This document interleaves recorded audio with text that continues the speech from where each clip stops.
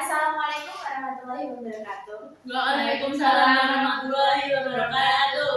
Selamat pagi anak-anak. Pagi Bu. Bagaimana kabarnya hari ini? Alhamdulillah baik. Alhamdulillah baik. Oke, untuk hari ini siapa ada yang tidak masuk? Ada Bu. Berapa anak yang tidak masuk? Dua. Oke. Ada keterangannya? Sakit.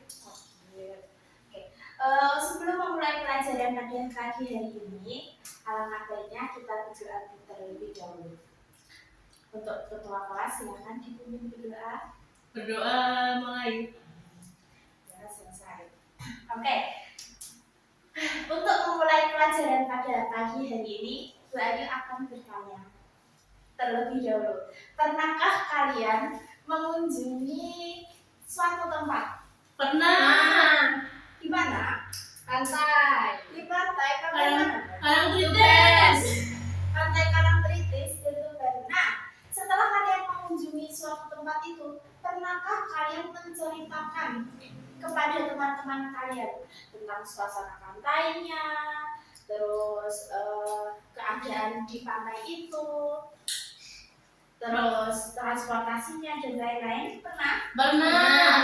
Pernah. Nah, pada pagi hari ini kita akan belajar tentang pendeskripsian suatu objek. Tentang apa? Pendeskripsian suatu Objek. atau yang biasa disebut tentang kalimat deskripsi. Nah, di sini sudah ada yang tahu kalimat deskripsi itu apa? Belum.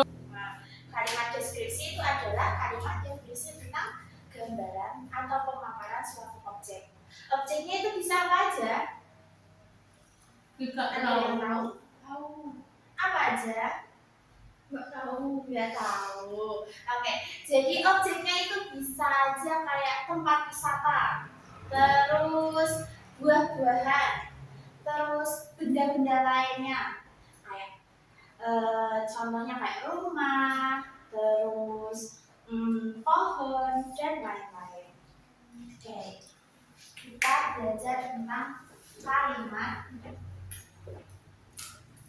deskripsi.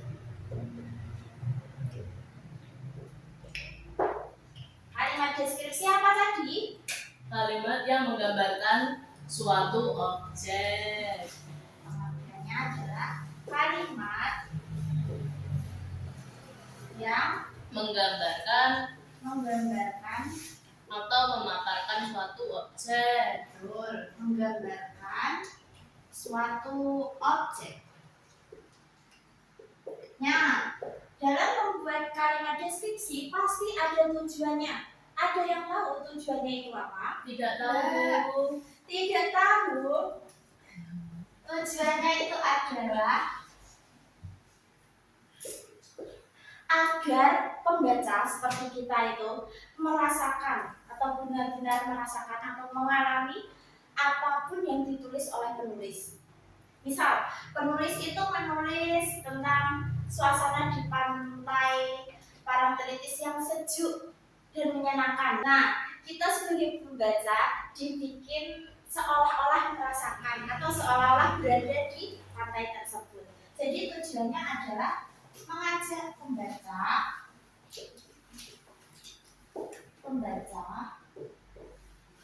seolah-olah merasakan objek yang ditulis penulis.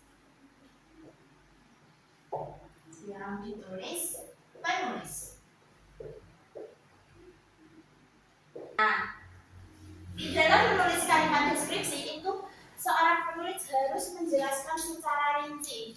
Jadi nggak boleh setengah-setengah. Karena kalau setengah-setengah kita nggak tahu, kita nggak bisa merasakan suasana yang ingin disampaikan oleh penulis. Jadi kalimat deskripsi itu kalimat yang menggambarkan suatu objek secara rinci. Oke, kita lanjut ke ciri-ciri teks deskripsi atau kalimat deskripsi. Di sini sudah ada yang tahu ciri-cirinya seperti apa? Tidak tahu. Ciri-cirinya yaitu adalah melibatkan panca indera. Maksudnya gimana kok melibatkan panca indera?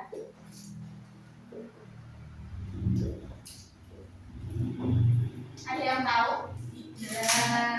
Jadi melibatkan panca indera itu maksudnya adalah penulis membuat kalimat deskripsi itu sesuai dengan apa yang dilihat.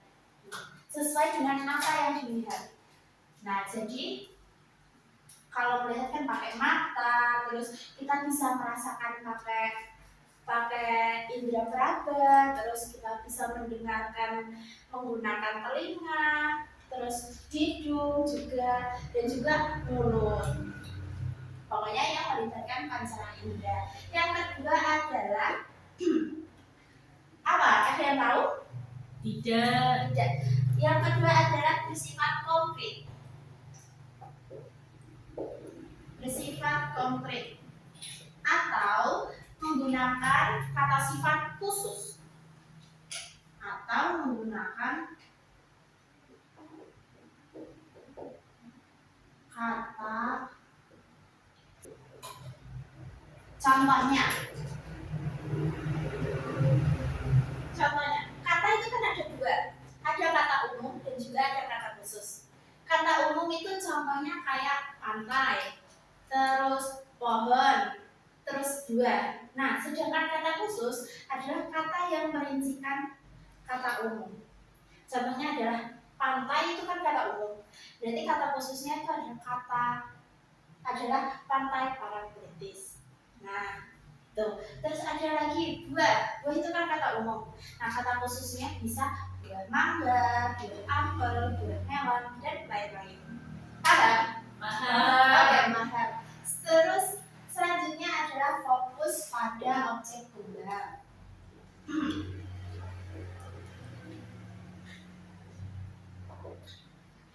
Fokus pada objek tunggal. Maksudnya gimana fokus pada objek tunggal? Jadi, kalau misalnya kalian mendeskripsikan tentang pantai Parangtritis, berarti seluruh cerita atau seluruh kalimat itu isinya tentang pantai Parangtritis. Gak boleh dicampur-campur dengan pantai lain. Contohnya lagi, kalau misalnya kalian mendeskripsikan tentang buah mangga, berarti kalian harus fokus ke buah mangga. Gak boleh ke objek yang lain. Terus selanjutnya adalah struktur. Strukturnya ada yang tahu apa aja? Tidak. Strukturnya itu ada tiga, yaitu identifikasi, terus deskripsi bagian,